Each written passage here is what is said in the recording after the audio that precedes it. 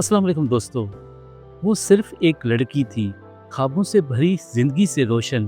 ایک لڑکا بار بار اس کے پیچھے آیا، بار بار اس نے انکار کیا، شرافت سے، ہمت سے، حوصلے سے، مگر اس لڑکے نے اس کے انکار کو برداشت نہ کیا اور ایک دن گولی چلا دی۔ یہ کہانی محبت کی نہیں، یہ کہانی ہے ضد کی، زبردستی کی اور ظلم کی۔ یہ کہانی ہے ثنا یوسف کی، جس کا جرم صرف یہ تھا کہ اس نے نہیں کہا تھا، اس نے انکار کیا تھا، اور جس کو انکار کیا اس نے اس کی جان لے لی۔ یہ 2 جون کی شام تھی، اسلام آباد کے ایک عام سے محلے میں۔ زندگی اپنی رفتار سے چل رہی تھی، مگر ایک دروازے کے پیچھے ایک معصوم خواب، ایک کمسن ہنسی ہمیشہ کے لیے خاموش ہونے والی تھی۔ ثنا یوسف صرف 17 برس کی ایک معصوم لڑکی، ایک بیٹی، ایک بہن، ایک دوست اور ایک خواب دیکھنے والی انسان، جو چترال کے پہاڑوں سے اسلام آباد کی گلیوں تک پہنچی تھی کامیابی کو حاصل کرنے۔ اس نے اپنے آبائی علاقے کو چھوڑا اور اسلام آباد میں بسیرا کیا، تاکہ وہ اپنے خوابوں کا تعاقب کر سکے، تاکہ وہ زندگی میں کامیاب ہو سکے، تاکہ جو اس نے خواب دیکھے ان کی تعبیر مل سکے، اور یہ شاید خواب اس نے دیکھا ہی نہ ہو جو اس کے لیے ڈراؤنا ثابت ہوا۔ اس کے انسٹاگرام پر آخری ویڈیو اس کی سالگرہ کی، کیک کاٹا، ہنسی کی، دوستوں کے ساتھ مسکرائی، اور صرف چند گھنٹے بعد وہی لڑکی اپنے ہی کمرے میں لت پت پڑی تھی۔ آئی جی اسلام آباد سید علی ناصر رضوی کی زبانی یہ کسی بار بار ریجیکشن کا نتیجہ ہے۔ ایک بیمار ذہن جو نہ کو قبول ہی نہ کر سکا، جو مسلسل رابطہ کرتا رہا، اور جس نے اپنی انا کی تسکین کے لیے ثنا کی جان لے لی۔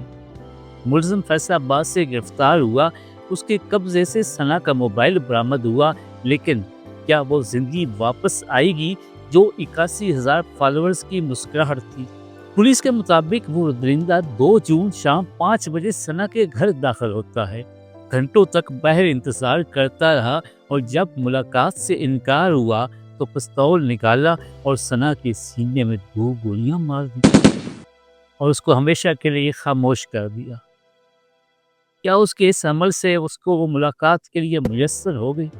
وقتی طور پہ نامعلوم شخص تھا، جس کو کوئی پہچان نہیں سکتا تھا۔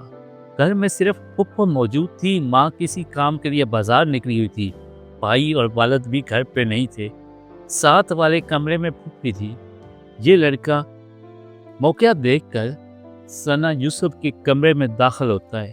آپس میں بحث ہوتی ہے، لڑکی اس کو سمجھاتی ہے کہ حوصلہ کرو، میں تمہارے لیے پانی لاتی ہوں، مگر بحث یہاں تک پہنچتی ہے بقول پھوپھی کے مجھے 2 فائر کی آواز آتی ہے۔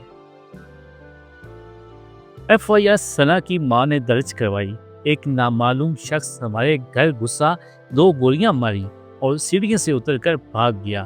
ہم شور مچاتے رہے، محلہ اکٹھا ہو گیا، لیکن ہم اپنی بیٹی کو نہیں بچا سکے۔ پوسٹ مارٹم کے بعد لاش ورثاء کے حوالے کی گئی، اور وہ لاش لے کر واپس چترال روانہ ہو گئے۔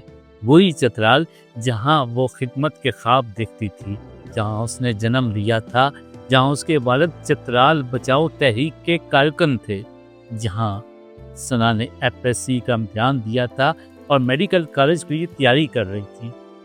ایک دوست نے کہا کہ اس نے مجھے بھی سالگرہ پہ بلایا تھا، لیکن میں نہیں جا سکی، افسوس آئندہ وہ مجھے کبھی نہیں بلا پائے گی۔ ثنا نے کبھی کسی کو نقصان نہیں پہنچایا۔ اس کی معصومیت سے بھری ویڈیوز سوشل میڈیا پر وائرل ہوتی ہیں، بہت سے لوگ اس کی ویڈیوز کو پسند کرتے ہیں۔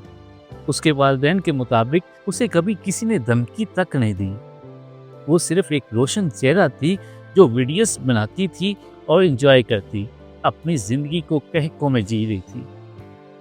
لیکن سوال یہ ہے، کیا پاکستان میں عورت ہونے کی سزا موت ہے؟